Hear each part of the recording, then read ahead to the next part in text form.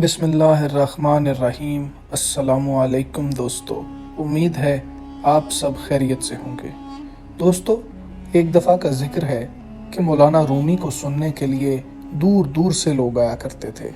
ایک دن ایک طوائف جس کا نام ڈیزرٹ روز تھا، وہ بھی انہیں سننے کے لیے مسجد پہنچ گئی۔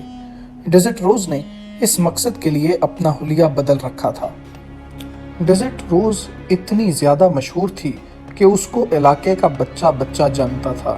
ہر ایک نے اس کو دیکھ رکھا تھا اور تقریباً ہر محفل میں ہی اس کا ذکر اور چرچا ہوا کرتا تھا۔ اس لیے ایسا تو ممکن ہی نہیں تھا کہ وہ کہیں پر موجود ہو اور لوگوں کو اس کی موجودگی کا احساس ہی نہ ہو۔ مولانا رومی کی گفتگو سننے کے دوران اس کے ایک پرانے گاہک نے اسے پہچان لیا، جو اس کے پاس کسی دور میں آیا جایا کرتا تھا۔ اس پر ایک شور مچ گیا کہ ایک طوائف مسجد میں موجود ہے، یہ یہاں پر کیسے آ گئی اور کیوں آ گئی ہے؟ لوگوں نے اسے وہاں سے نکالا اور باہر لے آئے۔ ہجوم میں غصہ بڑھتا جا رہا تھا، کوئی گالی بک رہا تھا تو کوئی اس کو گریبان سے پکڑنے کی کوشش کر رہا تھا۔ ڈیزرٹ روز کو لگا کہ اب اسے وہیں کھڑے کھڑے سنسار کر دیا جائے گا اور یہ تمام لوگ اس کو ایسی عبرتناک سزا دیں گے کہ کوئی سوچ بھی نہیں سکتا۔ اسی اثنا میں ایک درویش اس ہجوم کے قریب آ پہنچا اور چلا کر بولا کہ رک جاؤ۔ ہجوم ساکت ہو گیا۔ انہوں نے کہا کہ تم لوگوں کو شرم آنی چاہیے، 30 لوگ ایک کمزور عورت پر حملہ آور ہو رہے ہو، کیا یہ انصاف ہے؟ مجمع میں سے ایک آواز آئی کہ یہ طوائف یہاں ایک مرد کے لباس میں آئی ہے تاکہ ہم اچھے مسلمانوں کو دھوکہ دے سکے۔ تم لوگ یہ بتا رہے ہو کہ اس عورت کو اس لیے مارنا چاہتے ہو کہ یہ مسجد کیوں آئی تھی، کیا یہ جرم ہے؟ درویش کے لہجے میں اب طنز نمایاں تھا۔ یہ طوائف ہے۔ ہجوم میں سے ایک اور شخص چلایا، مسجد میں اس کی کوئی جگہ نہیں ہے، اس کی جگہ اس کا کوٹھا ہے اور وہ ایک ناپاک جگہ ہے۔ یہ ناپاک عورت ہے، یہ ہماری پاک جگہ پر نہیں آ سکتی۔ ہجوم طوائف کے نعرے لگانا شروع ہو گیا۔ ایک شخص نے کہا کہ آؤ طوائف کو مارتے ہیں۔ اس ایک فکرے نے درویش کے جلال کو مزید تیز کر دیا۔ درویش نے کہا کہ رک جاؤ اور مجھے ایک بات بتاؤ، کیا تم واقعی اس عورت سے نفرت کرتے ہو یا اسے حاصل کرنے کی خواہش ہے؟ یہ کہہ کر اس درویش نے طوائف کا ہاتھ پکڑا اور اسے اپنی جانب کھینچ لیا۔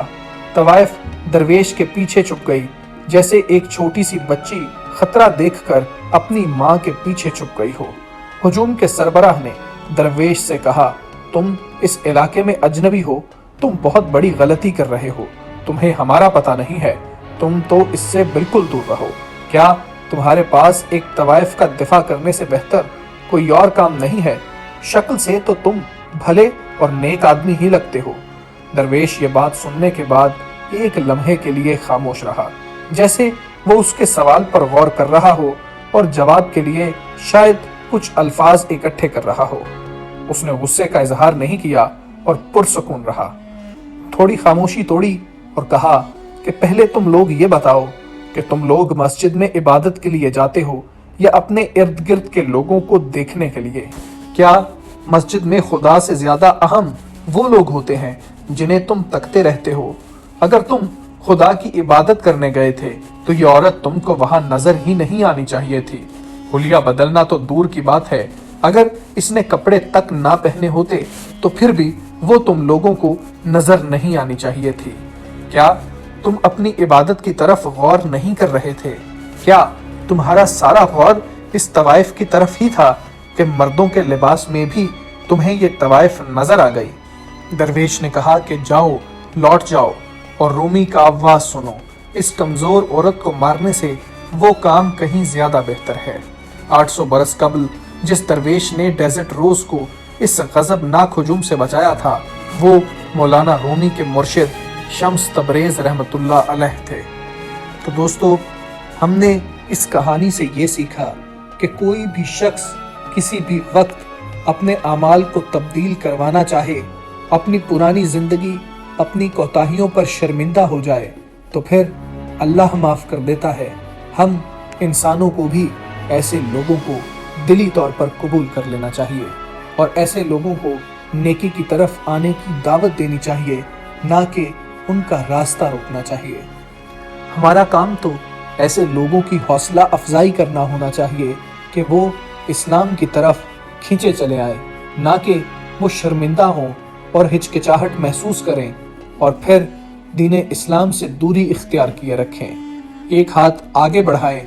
आपके इर्द गिर्द अगर कोई ऐसा शख्स मौजूद है जो शर्माता है या फिर हिचकिचाहट महसूस करता है, तो उस शख्स को अल्लाह के दीन की दावत दें, उस शख्स के साथ खुदा का जिक्र करें और उसको मोटिवेट करें ताकि वो बुराई के काम छोड़कर अच्छी जगह पर आ सके।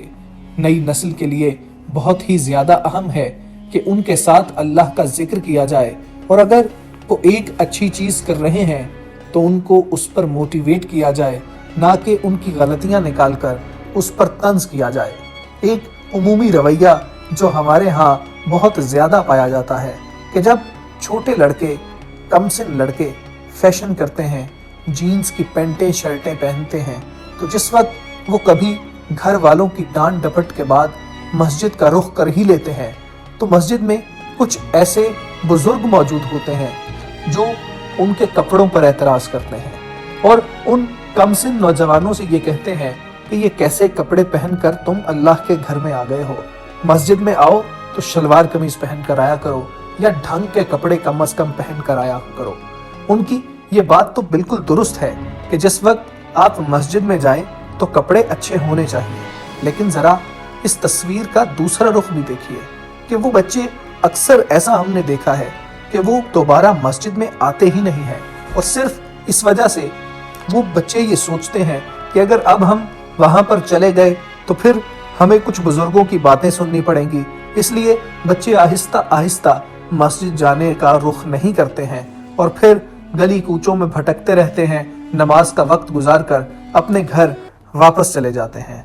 तो दोस्तों, हमें ये ज़रूर उनकी इस्लाह करनी चाहिए कि दुरुस्त कपड़े पहने, दुरुस्त तरीके से रहें, लेकिन ये प्रोसेस आहिस्ता आहिस्ता किया जा सकता है। एक दफ़ा जब उस बच्चे का दिल मस्जिद आने में लग जाएगा, बाजमात नमाज पढ़ना शुरू कर देगा, तो फिर उसको आहिस्ता आहिस्ता दीगर चीज़ें भी समझाई जा सकती हैं। लेकिन अगर पहले दिन ही इन बच्चों को टोक दिया जाएगा और फिर ये कहा जाए कि घर जाओ और कपड़े तब्दील करके आओ, तो उमूमन ये देखने में आया है कि ऐसे बच्चे दोबारा मस्जिद में नहीं आते हैं और इस खौफ से बाहर खड़े रहते हैं या आवारा गर्दी करते रहते हैं और नमाज का वक्त गुजार कर अपने घर वापस चले जाते हैं।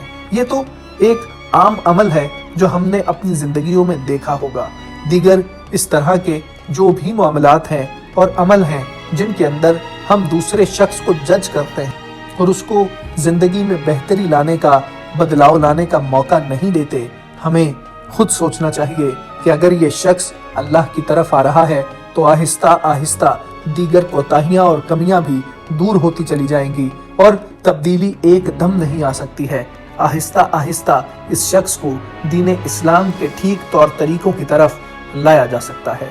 अगर आपको ये वीडियो पसंद आई हो, मालूमात बेहतर और अच्छी लगी हो, तो वीडियो को लाइक कीजिए, हमारे चैनल को सब्सक्राइब कीजिए, साथ ही बेल आइकन पर क्लिक कीजिए ताकि नई आने वाली वीडियोस भी आप देख सकें और ये वीडियो अपने दोस्तों से शेयर भी ज़रूर कीजिए। अल्लाह हाफिज़।